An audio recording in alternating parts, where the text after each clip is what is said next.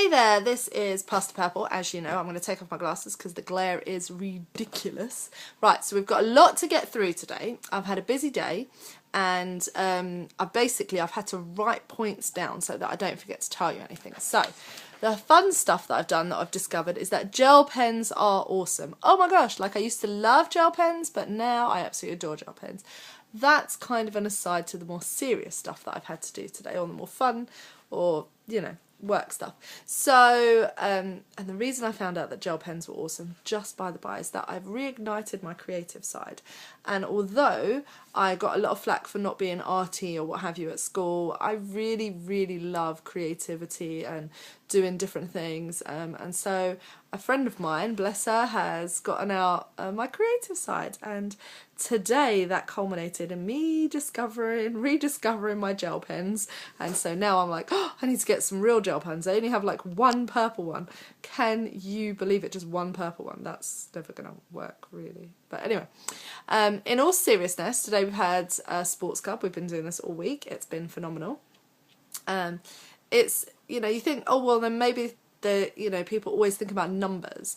But actually, in terms of quality, that's, to me, has always been a more important factor. Yes, you know, reaching hundreds and hundreds of people is awesome, but, you know, if hundreds and hundreds of people walk away and they haven't actually got the point of what you're doing, then it makes no sense. What you want to do is reach the individual. So we've been having lots of fun with the young people to the point that I think we're actually going to do it again next year, and that's really awesome. Something else that happened was that a friend of mine just reconfirmed to me that, you know, I've been called to ministry, and that as a unique individual, this is phenomenal and fantastic, and I shouldn't be afraid to do what God has called me to do. So this goes to this conversation. Being a female pastor is really difficult because a lot of times people think you're going to end up getting stereotyped or pigeonholed or stuck doing something that you don't want to do. But here's my thought. It's not even so much that you're going to have all of those things. That may well happen. Not every single person has the same gifting.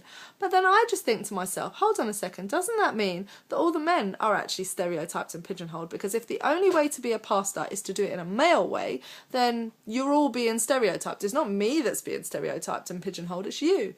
And just because I can do something different doesn't actually mean anything.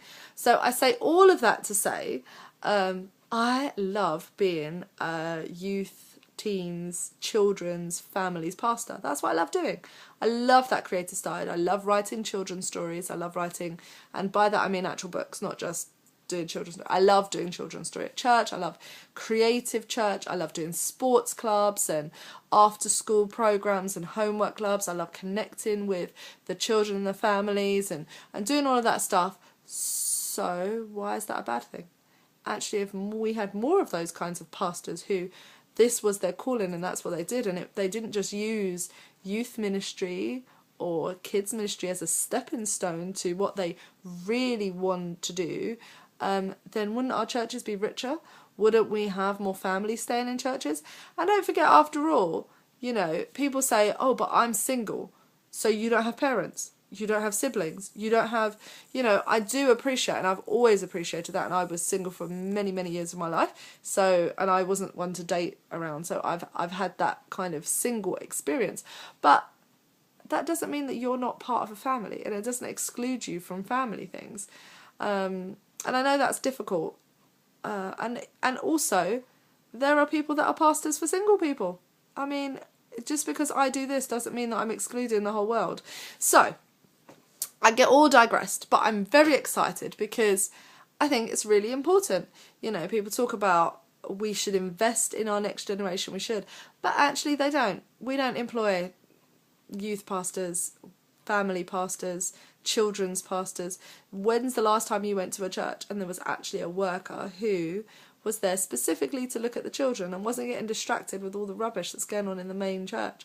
When did you go to a church and actually they were producing materials that the children wanted to do, and the children weren't an afterthought to the service?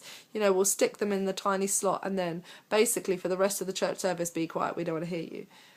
If a child gets up and walks around, you know, there's a problem. Actually, shouldn't we be as inclusive? So, should we be as inclusive about the kids as well as everybody else? So I'm saying all that to say that I'm very passionate about what I do, obviously. As you can tell, I love my area and I don't have a problem with that. And it's okay.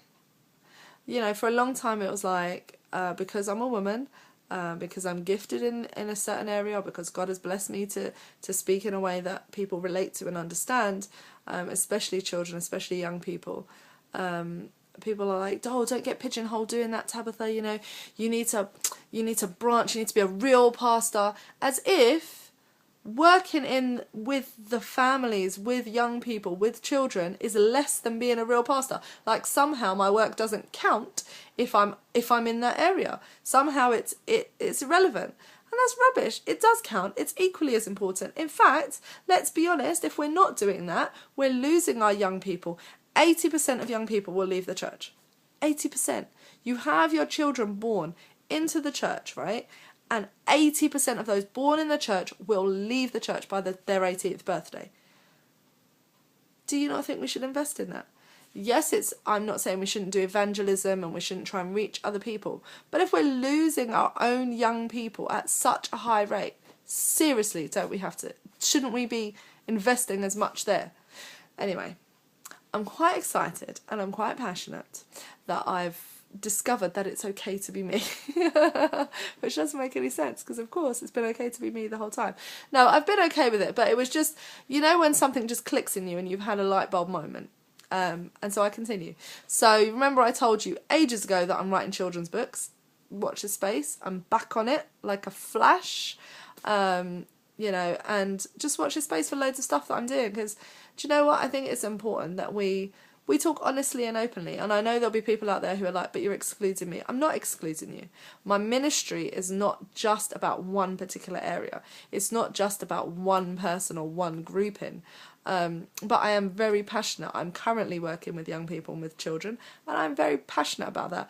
I will be 100 years old and will still be passionate about children and young people, because that is where I love to be. I've been doing it for over many years. We won't say how long, just a few. We won't talk about it. But I've been doing it for a while and I absolutely love it. And I've been doing it since I was young. And I'm not giving that up. I'm not. And I'm not going to see that as less than ministry because somebody tells me that it's not important enough to count as ministry. Actually, it is important enough to count as ministry, and don't marginalise me just because I'm a woman and I'm doing something in an area that you don't feel warrants the same kudos as what you do. Like, I'm not putting you down for what you do. I ain't putting you down for being stereotyped, so why are you trying to put me down for breaking out and doing something a bit different? Hey, c'est la vie. But anyway, I just showed you my dimple. That is really the excitement of the day. The gel pens, the sports club, the writing of children's books, and all of that. And I'm very happy. So I'm off to do more work. We've got a homework club to plan at the minute, and I need to work out the finances of it. If you know anybody that is upgrading their computers, any companies, and they want to do something with their old computers, send them my way, because we need some computers donated to our church. And listen, hey, find what you are passionate about and do it with all of your might. Don't feel excluded. And as you know from all of my blogs, they are about many different things in various areas. I'm not just passionate about one thing. And God has called me to be a pastor, to do what I'm doing, and to be open and honest and live a Christian life in a way that helps other people, and I hope that I will continue to do that. So peace be unto you. God bless you, and I will speak to you very soon. Bye.